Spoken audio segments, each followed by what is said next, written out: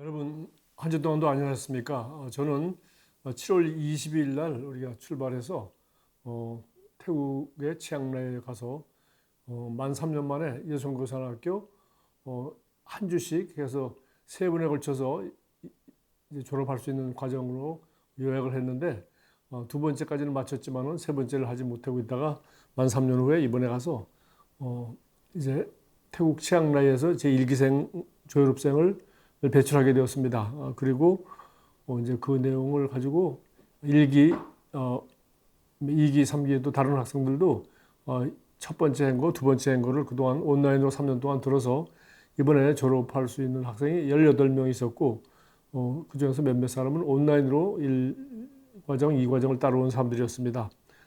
그리고 치앙라이라는 그 도시에 한 120만 정도 사는 도시인데 거기에서 주일날 예배드리는 그들이 가정교회를 가서 방문해서 예배를 드리고 또 하루는 시간을 내서 거기서 한 시간 정도 산 위로 올라가면은 이제 시원한 날씨에 도이챈이라는 곳이 있는데 그곳이 바로 커피를 산속에서 이렇게 재배해서 그것을 농사짓고 살고 있는 산속 마을, 아카족의 산속 마을이 있어서 거기도 성도들이 또 몇 명 있고 또 전도할 사람도 있고 해서 거기도 다녀왔습니다.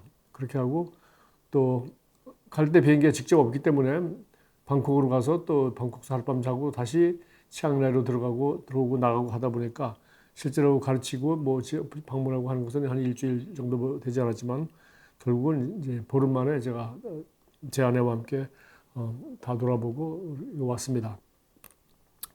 그러면서 제가 이제 이 졸업생들이 어떻게 교회를 개척하고 섬기고 있는지 또 어떻게 되어가고 있는지 이런 것을 실제로 현장에서 보다 보니까 가 있는 동안에도 저 줄곧 제가 사도행전을 많이 읽고 또 이런 말씀들을 보면서 또 교회들이 어떻게 그 사도 바울과 연결되어서 이렇게 하나가 되어서 복음 전파를 하면서 살고 있었는지를 다른 바울 서신들을 읽으면서 그런 보름을 보냈습니다. 그래서 오늘은 사도행전 14장에 나와 있는 걸 중심으로 해서 제가 보고 느낀 것들을 우리가 이 가정교회에서 어떻게 절 적용할 수 있을지를 한번 적용해 보도록 하겠습니다.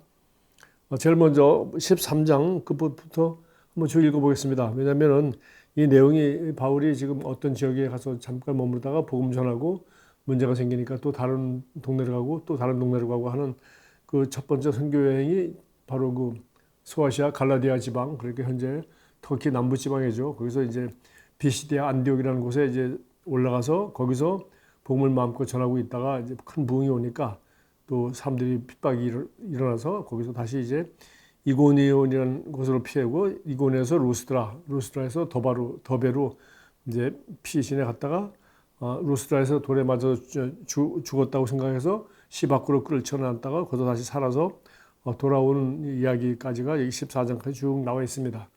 그래서 뭐 여행 기록이지만 한번 좀 볼만합니다. 보겠습니다. 먼저 14장 들어가기 전에 13장이 어떻게 끝나고 있는지 13장 사도행전 13장 49절부터 보겠습니다. 주의 말씀이 그 지방에 두루 퍼지니라. 이에 유대인들이 경건한 귀부인들과 그 시대 유력자들을 선동하여 바울과 바나바를 박해하게 하여 그 지역에서 쫓아내니 두 사람이 그들을 향하여 발의 티끌을 털어버리고 이고니온으로 가거늘 제자들은 기쁨과 성령이 충만하니라.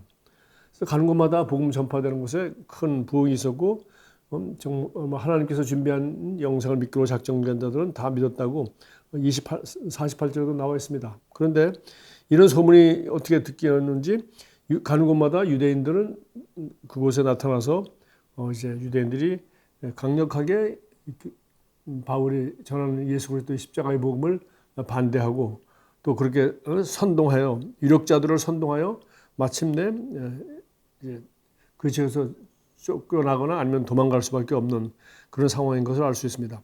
그런 가운데도 여기 52절 제자들은 기쁨과 성령이 충만하다.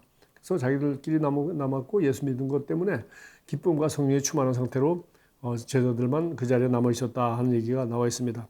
그래서 이제 비시대 안디옥에서 이제 이고니온으로 가게 되었고요.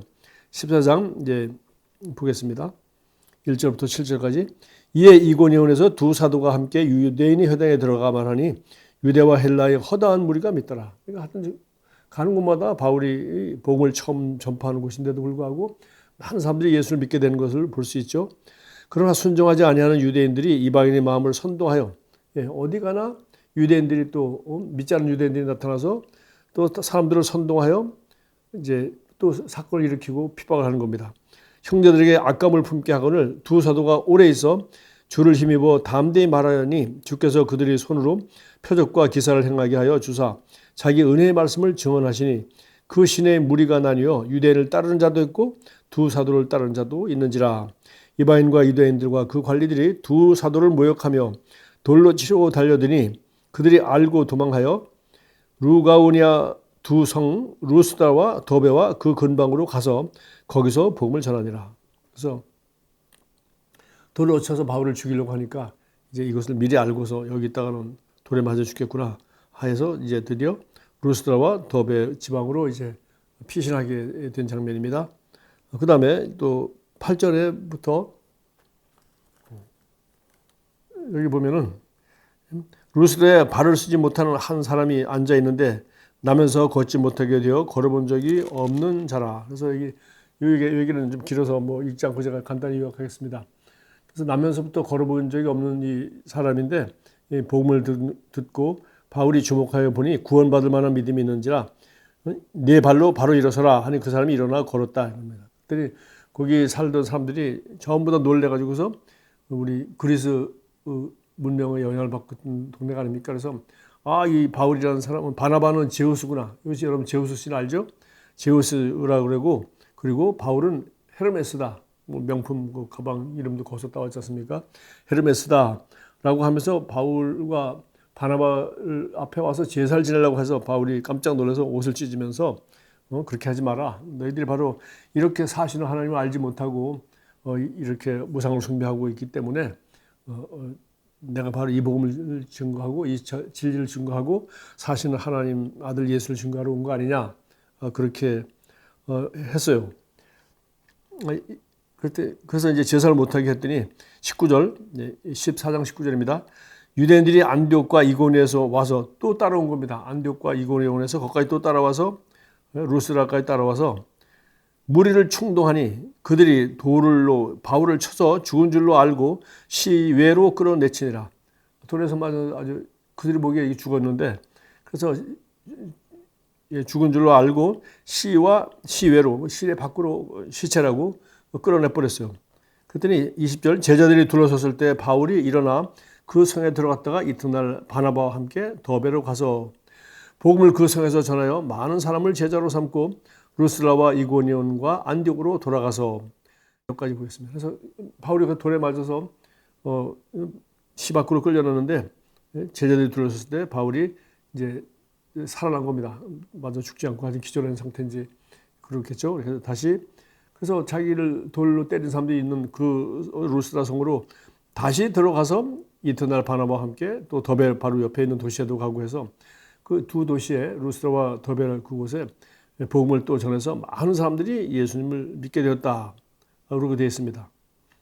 그리고 이제 그것을 이제 떠나게 되었습니다. 그래서 보니까 떠나게 될 때 이제 그 마지막으로 부탁한 장면을 좀 다시 보도록 하겠습니다. 이제 14장 20절부터 28절 이제 떠나게 되었는데 떠나기 전에 이제 그 자기가 돌에 맞고 하던 그곳이 뭐 가서 기껏해야 뭐 한 달 정도 돼 있었을까요? 한 달도 채 못 있었는데 뭐 우리 데살로니가에서는 새 안식일 전했다고 하는데 여기서는 뭐 하여튼 이게 안전뱅이가 나면서부터 걷지도 못한 사람이 일어나는 사건이 일어나고 또 그것 때문에 막 제우스라고 하고 헤르메스라고 하면서 제사 지내려고 하는 사건이 있어서 그걸 못하게 하고 아주 극과 극이죠. 그렇게 그들이 이제 돌로 쳐서 죽은 줄 알고 시제 밖으로 끌어내는 이런 핍박까지 당하고 많은 사람들이 예수를 믿고 뭐 놀라운 역사, 대단한 역사가 일어나는 거죠. 그야말로 한 도시가 그냥 떠들썩하는 이런 사건들이 일어나고 있는 겁니다. 그래서 어쨌든 이제 그 도시에 가서 이제 한 달도 채 안 될 동안에 예수 믿는 사람들이 이렇게 많이 생겼으니까 거기에 이제 들어가서 이제 22절 이제 마지막으로 헤어지는 겁니다. 쟤네들이 마음을 굳게 하여 이 믿음에 머물러 있으라 권하고 또 우리가 하나님 나라에 들어가려면 많은 환난을 겪어야 할 것이라고 하고 각 교회에서 수많은 무리가 예수 믿었으니까 이어서 각 교회를 모으겠습니까? 이제 바로 집집마다 모이는 가정교회겠죠. 각 교회에서 장로들을 택하여 금식기도 하며 그들이 믿는 주께 그들을 위탁하고 비시디아 가운데로 지나가서 밤빌레에 이르러 말씀을 버가에서 전하고 아달랴로 내려가서 거기서 배 타고 안디옥에 이르니 이곳은 두 사도가 이룬 그 일을 위하여 전에 하나님의 은혜에 부탁하던 곳이라. 그들이 그곳에 그들이 이르러 교회를 모아 하나님이 함께 행하신 모든 일과 이방인들에게 믿음의 문을 여신 것을 보고하고 저희들과 함께 오래 있으니라. 그래서 이제 다 맡겨놓고 이제 선교 여행을 마치고 쭉 돌아서 다시 배 타고 이제 시리아 안디옥까지 오게 된 겁니다. 바로 이 안디옥은 사도행전 13장에 나타난 그 바울과 바나바를 바로 처음으로 선교사로 그말 우리를 말하면 해외 선교로 이방인 선교로 파송했던 바로 그 유명한 교회죠. 거기 돌아와서 참 이렇게 엄청난 역사가 있었던 것을 보고하고 또 엄청난 가는 곳마다 핍박이 있었던 걸 보고하고 이런 1차 선교 여행에 대한 이제 보고를 마쳤다. 그래서 이제 한 사이클이 끝난 겁니다. 저는 이번에 우리 김민서 목사님이 3년 동안 그전에는 한 1년 동안 한 달에 한 번씩 들어왔다 나갔다 하면서 이 방콕 교회를 개척하고 또 오산 교회를 이렇게 돌봤습니다. 그러다가 이제 코로나로 인하여 이제 꼼짝 못하고 못 들어오게 되니까 오산 교회는 이제 그 밑에 있던 좋은 제자들이 맡아서 이렇게 돌보게 되고 그리고 김 목사님은 거기서 이제 방콕 중심으로 사역을 하고 있었습니다. 그 3년 동안 무슨 일이 일어났냐면 이제 태국에서 많은 근로자들이 이제 한국으로 들어오지 못하게 되니까 한국엔 근로자들이 점점 모자라게 되고 또 한국에 와 있는 많은 태국인들은 또 외국인 근로자들은 이제 비자 만기가 되니까 이제 여러 가지 모양으로 이제 고국으로 돌아가게 됐습니다. 그렇게 한 3년이 그렇게 되는 동안에 이제 이 오산교회 출신들의 많은 제자들이 고향으로 돌아갔는데 그 고향이 대부분 그 방콕 지역이 아니라 그 북쪽인 그 치앙라이 지역의 그런 시골과 그런 데서 온 분들이 많아서 돌아가서 거기서 그들이 자연스럽게 자기 동네에서 가정교회를 세우게 되었다는 얘기를 제가 들었습니다. 그리고 또 그곳에도 뭐 태국이니까 뭐 천주교가 있다거나 아니면은 기존 다른 우리 선교사들이 가서 개척한 기존 교회들이 많이 이미 있는 거죠. 그리고 대부분 시골 마을이기 때문에 시골 마을에 그런 교회가 있고 또 뭐 전통 불교도 있고 천주교도 있고 이것저것 우리나라 비슷하게 다 있는 거죠. 있다 보니까 뭐 개신교가 있으니까 뭐 이분들 당연히 그 동네 장로교를 나가든지 가까운 교회 나갈 수 있는데 나가서 보니까 이분들이 이 복음의 눈이 열린 그런 귀로 듣고 또 그 교회에서 하는 여러 가지 걸 보니까 이 사람들이 굉장히 시험이 들고 어려움을 당하게 된 거죠. 그래서 이 교회는 저도에 못 나가겠구나 해서 결국 자기 집에서 자기들이 오산에서 믿은 대로 가정교회, 원래 이 사람들은 이렇게 공장에서 가정교회 중심으로 했지 않습니까? 그래서 한국에서 하던 대로 다시 모이게 된 겁니다.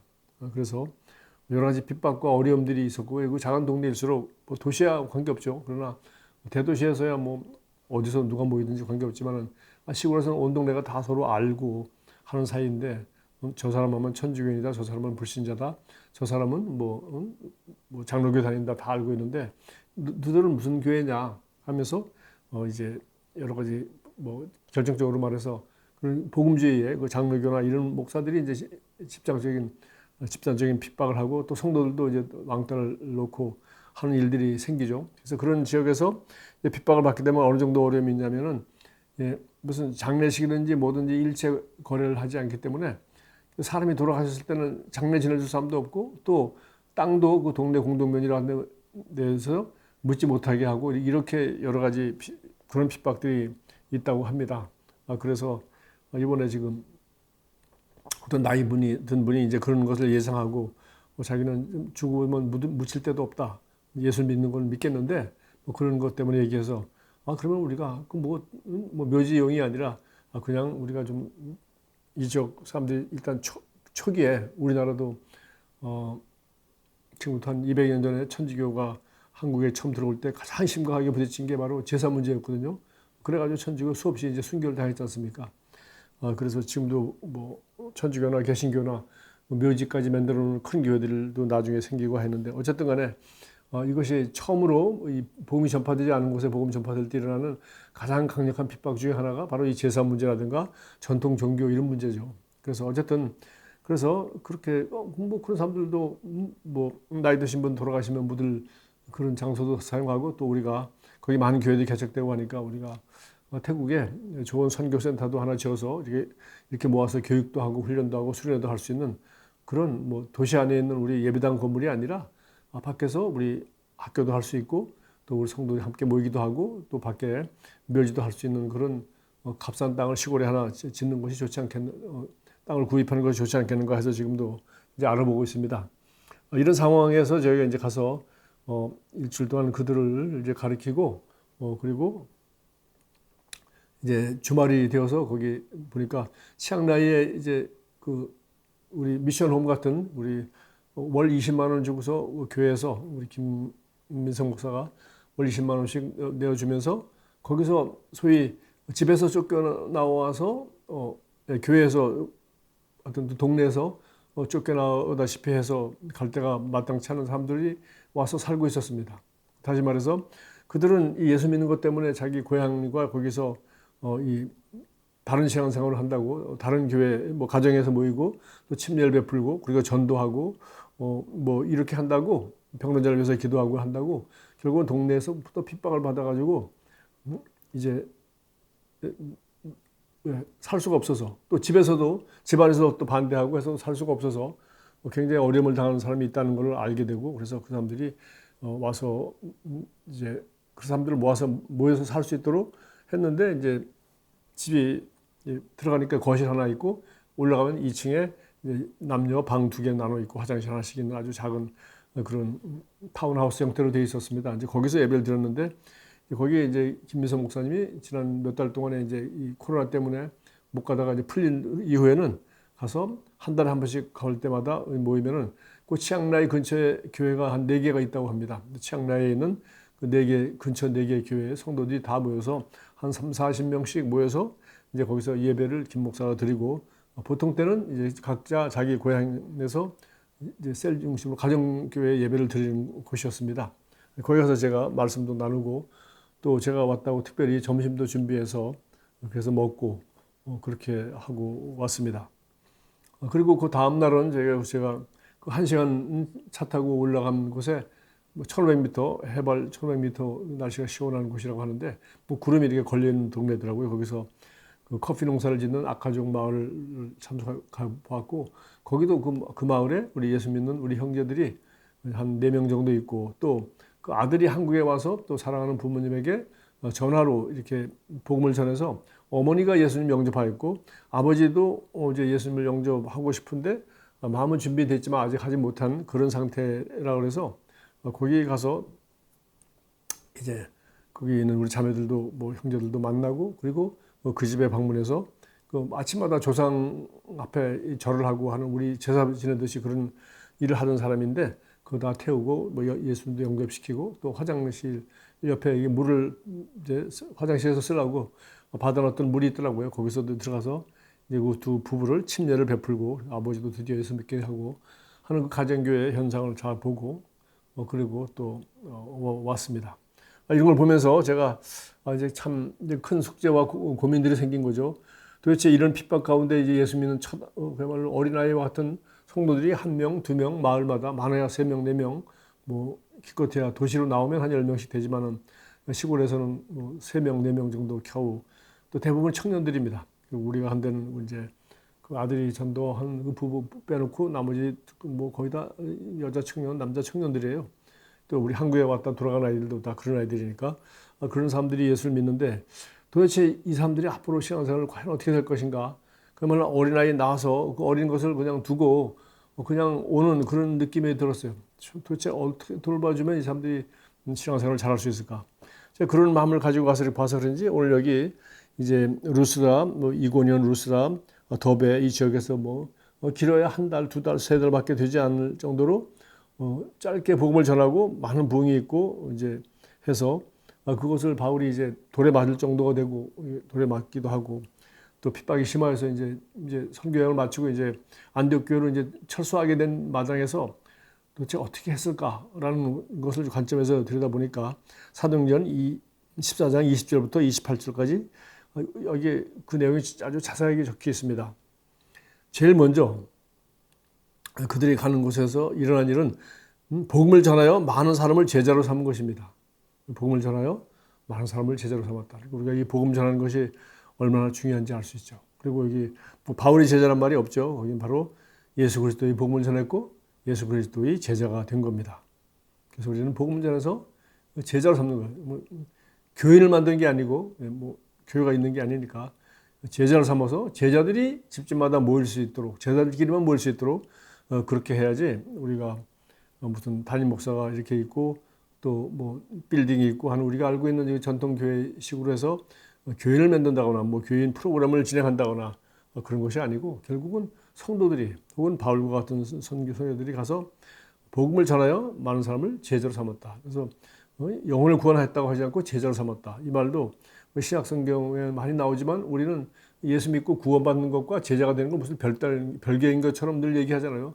그러면 안 되죠. 예수님도 뭐라 했습니까? 가서 제자 삼으라 그랬지. 뭐서 복음 전해서 구원받게 하고 그다음에 하라 하지 않았어요. 그러니까 구원받으면 바로 제자가 되는 겁니다. 또 제자가 되겠다는 사람만 구원받는 겁니다. 그래서 우리가 바로 그것을 대표적으로 이제 설명하고 있는 상징적으로 설명하는 것이 심리 아닙니까? 내가 이제 목숨 걸고 예수 믿기로 작정하는 거죠. 그래서 과거에 이제 우상 숭배하고 어둠 가운데 살던 그런 삶에서 벗어나서 이제 예수를 믿고 구원을 받았으니 예수님이 주가 되어서 여기 앞에도 계속 나옵니다만은 이 사람들은 우리는 로마의 황제 가이사를 믿는데 이 사람들은 예수라는 다른 자기들이 섬기는 딴 왕이 있다고 합디다. 이게 바로 예수 믿는 거에 대한 대표적인 증거죠. 세상 사람들과 구별되는 것이 우리는 왕을 믿는데 이 사람들은 예수라는 다른 왕을 믿습니다. 보이지 않는 죽었다가 살아났다고 하는 그 왕을 믿습니다. 그리고 그 왕을 위해서 아주 목숨 걸고 살아가고 있습니다. 우리는 법이 무서워서 세금 내고 법이 무서워서 군대도 끌려가고 하는데 그게 아니라 이 사람들은 보이지 않는 부활하신 예수라는 왕이 있다고 하는데 그 예수를 위해서 이렇게 고난도 받고 도래도 맞고 또 하고 또 그 예수 이름으로 병도 고치고 죽은 자도 살리고 하는 이런 일들을 합디다라는 얘기를 하는 거죠. 그래서 우리가 복음을 전하여 많은 사람들을 제자로 삼는 일, 이것이 우리 인생의 아주 유일한 목적이고 마지막 목적이죠. 저도 제가 선교지고 왜 갔겠습니까? 복음이 잘 전파되어서 예수 믿고 정말 아주 훌륭한 제자가 되어서 제자라는 것은 결국은 이 복음을 전할 수 있는 사람이 제자가 아니겠습니까? 그래서 그리스도의 제자가 되도록 하는 것이죠.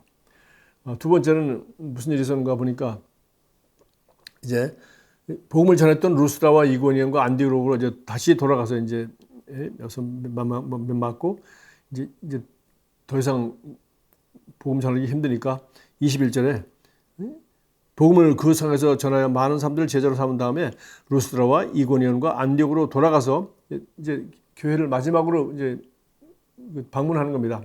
돌아가서 제자들의 마음을 굳게 하여 이 믿음에 머물러 있으라. 이 믿음이 뭡니까? 예수 구원의 복음, 회개하고 복음을 믿고 하나님 나라가 가까웠다고 하는 바로 예수의 우리 구원, 우리 죄의 사함을 위하여 십자가에 못 박혀 죽으시고 우리 의롭다 하시고 다시 살아나신 예수의 구원, 이것을 믿는 거죠. 그리고 우리가 이제 예수라는 우리의 새로운 왕, 새로운 주님을 섬기며 살아가는 그리스도의 도를 이제 다 설명하고 이 말씀을 믿으라. 저희들의 마음을 굳게 하여 이 믿음에 머물러 있으라는 게 마음을 굳게 해야 되는 거죠. 우리가 10분은 이제 비해서 나오고 또 우리 사도 바울이 편지도 계속 나옵니다만 너희가 이 믿음 가운데 뿌리가 내리고 터가 굳어진다. 터가 굳어진다는 집을 짓는 얘기를 하는 거고 뿌리가 내린다는 우리 나무나 농작물 얘기하는 거죠. 그래서 길가에 떨어진 씨앗 우리가 잘 알죠. 그냥 뿌리가 내리기 전에 돌밭에 떨어진 씨앗도 마찬가지죠. 핍박이 왔을 때 처음에는 복음을 기쁘게 받으나 핍박이 왔을 때 뿌리가 내리지 못함으로 말미암아 뿌리가 깊지 못함으로 말미암아 이제 배반하는 자요. 이것이 바로 돌밭에 자갈밭에 뿌려진 씨앗인데 바로 이들이 그럴 수가 있지 않습니까? 그렇지 않기 위해서는 어떻게 되겠어요? 제자들이 마음을 굳게 하여 이 믿음에 머물러 있으라니까 그들이 함께 이 믿음에 머물 수 있도록 함께 튼튼하게 서로 의지하고 격려하고 위로하면서 이 믿음에 머물러 있다가 드디어 시간이 되고 이제 하면 자기도 믿음이 튼튼해지겠죠. 튼튼해지면 뿌리가 내리고 터가 굳어지게 하는 일, 이걸 제일 먼저 걱정했어요. 또 그 다음에는 우리가 하나님의 나라에 들어가려면 많은 환난을 겪어야 할 것이라 하고, 하나님 나라에 들어가려면 많은 환난을 겪어야 한다. 우리가 예수 믿는 것이 얼마나 복되고 귀한 것이냐. 그리고 이제 예수라는 새로운 왕을 우리가 주님으로 섬기게 되었으니까 우리는 이제 이 하나님 나라의 삶을 하나님이 우리 온전히 주관하시고 또 영원한 하늘나라에 우리가 또 들어가려면은 이 세상에서 많은 환난을 겪어야 할 것이다. 그러니까 우리가 예수 믿으면 뭐가 좋아요? 예수 믿으면 뭐가 좋아요? 복을 받습니다. 뭐 건강합니다. 형통합니다. 예수 믿으면 승리하고 살 수 있습니다. 맨날 그런 얘기만 할 게 아니라 예수 믿으면 환난이 따라오는 것이고 핍박이 있는 것이고 이 세상의 이 가치와 다르기 때문에 우리가 예수라는 왕을 섬기면 가이사의 것은 가이사에 주고 우리 예수님께 우리 자신과 삶과 모든 걸 헌신해야 되지 않습니까? 그래서 침례가 바로 그런 것이죠. 이제 옛사람은 죽었고 이제는 새 사람이 되어서 하나님을 섬기며 살아가는 것인데, 그래서 이제 처음 예수 믿는 사람들에게 마음을 굳게 하여 이 믿음에 머물러 있으라고 하고, 그리고 하나님 나라에 들어가면 이 정도 환난과 핍박은 당연한 것이다 라고 말하면서 이 돌에 맞았다 죽었다가 살아난 바울이 이런 말을 하는 겁니다. 그럼 뭐 조금도 그들은 이 핍박받는 것을 이상하게 여기지 않고 당연한 것이라고 생각을 했습니다. 자, 이것도 통해도 제가 다시 한번 핍박 가운데 결국 가정에서 마을에서 쫓겨나서 살기가 힘들어서 이제 치앙라이에 나와서 이제 있는 그 성도의 숫자가 보니까 남자가 5명, 여자가 3명이라고 그래요. 그렇게 해서 한 8명 정도가 그 작은 집에서 이렇게 나와 있고 그리고 함께 신앙생활을 하고 있었습니다. 자, 그리고 이어서 23절에 각 교회에서 장로들을 택하여 금식 기도하며 그들이 믿는 주께 그들을 위탁하고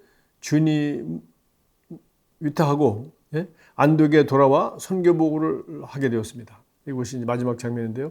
세 번째는 장로들을 택하였다 하는 것을 알 수 있습니다. 그래서 거기 뭐 예수 믿은 지 한 달, 2달밖에 안 됐으니까 그 중에 장로란 사람은 어떤 사람을 장로로 세워야 되는지 우리가 디도서하고 디모데전서 3장에 잘 나와 있습니다. 그래서 뭐 장로란 말이 나와 있듯이 엘더, 나이가 들고 가장 인격이 훌륭하고 그 지방에 이미 좋은 리더 역할을 할 만한 그러한 그리스도인 중에서 이제 그런 사람을 택하여서 또 금식기도 한 다음에 그들을 주님께 안수기도하고 주님께 위탁하고 그리고 안도로 돌아왔습니다. 그러니까 여기 장로를 택하였다는 것은 사람의 지혜와 경험과 판단도 중요시한다는 얘기죠. 왜냐하면 우리가 하나님을 사랑하고 이웃을 사랑하고 또 우리가 하나님을 섬긴다는 것은 또 이웃들을 섬기는 것이기 때문에 결국은 뭐 사람들이 있는 곳에는 그리스도인이든 아니든 결국 여러 가지 문제와 갈등과 분쟁들이 일어날 수 있는데 어떤 문제든지 어쨌든 간에 가장 인격적으로라든가 여러 가지 그 이제 교회의 리더 역할을 할 만한 사람을 장로로 세워서 그런 사람이 뭐 디모데전서 3장에 나와 있는 것처럼 어쨌든 간에 있는 사람 중에서 예수 믿는 사람 중에서 그런 사람을 세워서 그 사람이 물 중심으로 해서 하나가 되어서 튼튼하게 뿌리를 내리고 터가 굳어질 수 있도록. 그러니까 저는 이 장면을 보면서 그러면 이 장로들은 믿음이 좋은 사람만 선택해야 되냐, 나 믿음으로 하냐, 그런 얘기가 별로 없어요. 그냥 그들에게 여러 가지 이제 좀 지혜로운 판단을 하고 물론 믿음이 있어야 되겠지만 경험과 판단할 수 있는 그런 사람을 장로로 세운 것을 알 수가 있고요. 그 다음에 결국 누구가 이 교회를 돌보겠습니까? 우리가 아무리 말씀을 잘 가르치고 또 환난을 겪고 하나님 나라에 들어가려면 많은 환난을 겪어야 한다 이런 뭐 각오를 다시 하고 또 훌륭한 사람을 장로로 세우고 그런다 하더라도 결국은 주님께 순종하고 주님께 그들을 의탁할 수밖에 없는 거죠. 그래서 금식하고 기도하고 그들이 믿는 주께 그들을 위탁하고 드디어 안디옥으로 돌아갔다 하는 얘기가 나와 있어요. 그래서 결국은 이 복음과 그리고 장로들과 그리고 그들이 믿는 주님께 그들을 위탁하고 떠나게 될 때 그것밖에 다른 방법이 없지 않습니까? 그래서 하나님께서 그 교회를 튼튼히 세워주시고 성도들이 신앙생활을 잘 할 수 있도록. 그래서 우리가 뭐 사도행전에 바울이 쓴 모든 편지가 바로 이렇게 세우는 교회에 생기는 문제를 해결하고 계속적으로 격려하고 권면하고 그들을 살아계신 그들이 믿는 주님께 위탁하고 떠났다라고 되어 있습니다. 결국 우리는 뭐 영원히 돌봐줄 수 없지 않습니까? 결국 언젠가는 우리 자녀들도 기르면은 품을 떠나듯이 우리 예수 믿는 사람들도 여기 불과 한 달 만에 복음을 전하고 이 믿음에 굳게 있으라고 하나님 나라에 들어가려면 우리가 많은 환난을 겪어야 한다. 그러니까 예수 믿는 것이 간단한 것이 아니다. 우리 핍박을 각오하고 우리 주님께 우리 헌신하고 우리는 목숨까지 바쳐서 우리는 주님만 섬기며 살 것이다. 그렇게 한 다음에 장로들을 세워서 그들을 돌볼 수 있도록 하고 그리고 살아계신 주님께 그들을 위탁하였던 것입니다. 그리고 그들은 마지막에 보니까 안디옥에 돌아와서 선교 보호를 하는 장면이 쭉 나와 있습니다. 그래서 여기까지 보면은 결국은 이 예수 믿는 사람들, 이 제자들을 어떻게 하나님이 이 제자들이 모인 이 가정교회를 어떻게 다스리고 어떻게 그들을 보호하고 어떻게 발전시켜 나가는지 결국은 들은 복음의 말씀 그리고 그 복음에 헌신되어서 어떤 핍박과 환난도 이기고 하나님 나라에 들어가는 길로 작정한 그런 제자들, 마음이 굳은 믿음이 죽는 그런 제자들을 통해서 그리고 장로를 중심으로 해서 리더를 중심으로 해서 자기들끼리 서로 화목하면서 격려하고 힘을 얻어서 자치를 할 수 있는 그런 사람들. 그리고 마지막으로는 이 모든 것의 머리가 되시고 우리의 주님이 되신 살아계신 예수 그리스도를 주님을 머리로 섬기면서 살아가고 그래 맨 마지막 또 뭐겠습니까?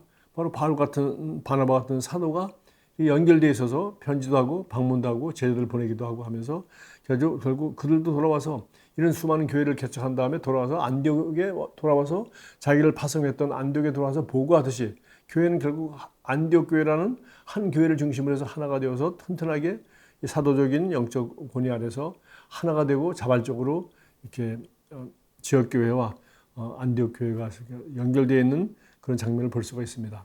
그래서 이 가정교회가 어떻게 많이 이렇게 부흥을 하고 어떻게 지역마다 이렇게 세워지고 또 그 리더십은 어떻게 되며 또 그들은 어떻게 사도들과 그리고 자기들 교회를 개척하는데 적극적으로 씨앗이 되고 사도를 파송해 준 교회와 끝없이 연결되어 있다 하는 것을 다시 한번 보게 되면서 저도 이제 앞으로 성경을 읽으면서 앞으로 김민석 목사가 그곳에서 어떻게 이 수없이 개척되는 수많은 교회들을 주님께 맡기고 또 장로들을 세우고 또 계속적으로 잘 지도해야 될지 여기 사도행전 14장 20절부터 28절을 보면서 이 방법밖에 없구나. 또 이것이 성경에서 우리에게 주신 방법으로 이걸로 충분하다 하는 말씀들을 생각하게 되었습니다. 여러분들도 이 가정교회의 꿈을 가지고 또 이런 말씀을 가지고 마음에 새기면서 성경을 따라간다면 성경은 바로 그들이 크게 성공하여서 200년, 300년 동안 이 끔찍한 핍박 가운데서 그들은 하나님 나라에 들어가려고 많은 환난을 겪고 있으며 이 믿음에 굳게 섰으며 장로들을 중심으로 해서 살아계신 주님을 위탁하고 자기들의 신앙을 굳게 지켰고 세상을 변화시켰습니다. 우리도 이런 우리 믿음의 조상들을 본받아 걸어가야 되겠습니다.